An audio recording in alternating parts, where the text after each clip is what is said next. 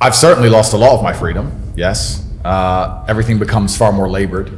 If I go to the mall, you don't just go to the mall. You have to organize the day that you go to the mall, and you have to tell your security team, and they have to plan where the car is going to go and drop off, and they have to be there in advance. Most people who have power in their lives don't understand exactly how power works. And power is a fantastic thing to wield, but there's always a line.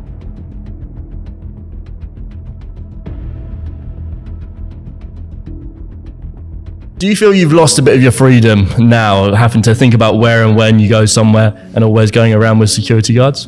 I've certainly lost a lot of my freedom, yes.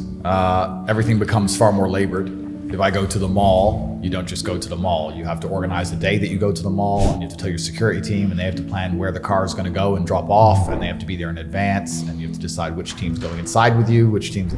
So yeah, you certainly lose a lot of freedom. I'm not complaining, it just takes a lot of organization. Yeah, I'm not complaining in any way. It's part of the territory, right? You just have to be very organized with it. It depends where you go.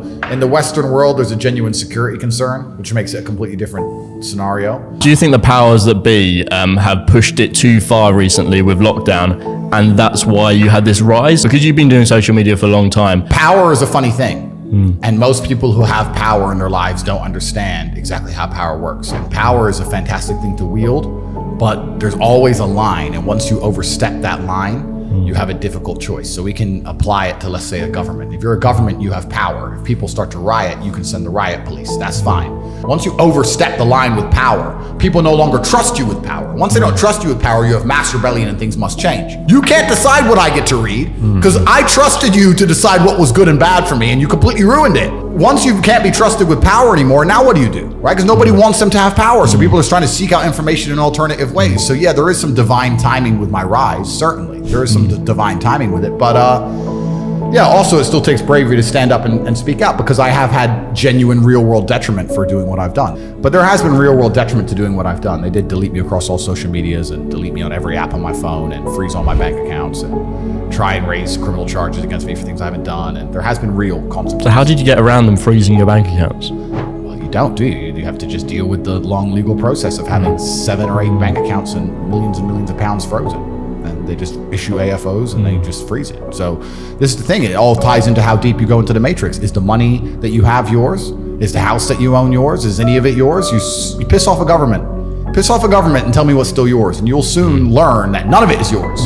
You think you own it. That's my money, I worked for it, I paid my taxes on it, so it's mine. No, it's not. Do you believe in clinical depression? No, I do not believe in clinical depression, and you're never gonna, I'd love for you to try and convince me it's real. It'll be quite interesting. Do you think it's an invention of the US pharmaceutical industry to sell you pills? Well, I think that's certainly part of it. I think that's part of it, but I've had this conversation with a bunch of people, and my basic premise is that I refuse to believe in things that take power away from me.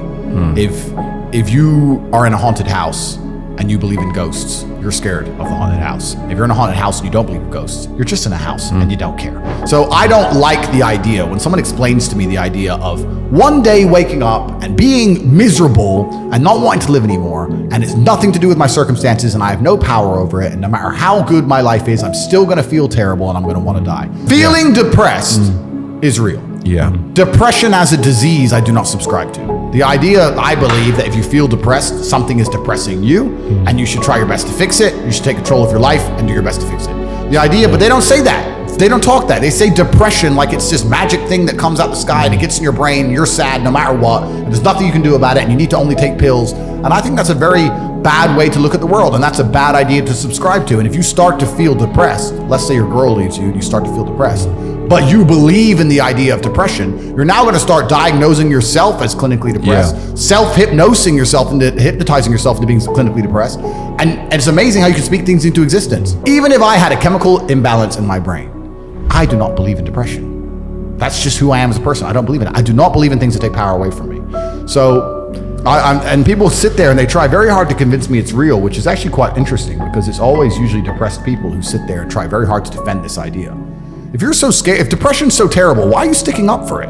Why are you fighting so hard to convince me it's such a powerful force? Let's pretend I'm completely wrong, right? We can look at situational depression like you just described. We can talk about brain imbalance and chemical imbalance. We can talk about clinical depression that you get and it's chronic and there's nothing you can do about it, whatever. Let's pretend all these things are completely true. The best option, the best thing to do is still to get up be an adult, control your emotions, be stoic, and do the things you're supposed to do day after day. Laying in bed and doing nothing is never going to be the best option. The best option is still to go to the gym, to work hard, to run your business, to be successful. If the world is truly that competitive, you do not have time to be depressed because it's a non-competitive mind state. You could be depressed for X, Y, Z, whatever. I'm not depressed, and I want the money you want, and I want the girl you want, and I want the status you want, and the car you want, and the house you want. I think once you get to, let's say, 20, 25 million, you can have anything you want. Besides stupid shit like yachts, which doesn't even make you happy. They're just a headache now. Power is the problem. You have to understand what you're really chasing. And I know for me, it'll never be enough because I know I'm chasing power. Because even during the height of Corona, which educated me how important power is, I knew I can't listen to people. It's not who I am. So if I have to buy a plane to not wear a mask, I will buy a plane. It depends what you're truly chasing. If you're truly only after money, 20, 25 million, you'll have a very good life. You'll be happy for a very long time. You don't have to live as crazy as me. But if you're after power, then it's never enough. And then you have to sit and be very smart and self-reflective and understand where you're trying to go. And it comes to a point where it becomes detrimental to you. So I'm now at a position where I'm like, I have to very strongly gauge how far I want to go. Because Icarus flew too close to the sun. Yeah. So it gets scary, right? So you have to be very self-reflective of these things. But yeah, how much is enough? I don't know. I hope I'm going to balance it just right, and I'm going to save the world and awaken people from the matrix and stay breathing as long as possible. We'll have to see how it goes.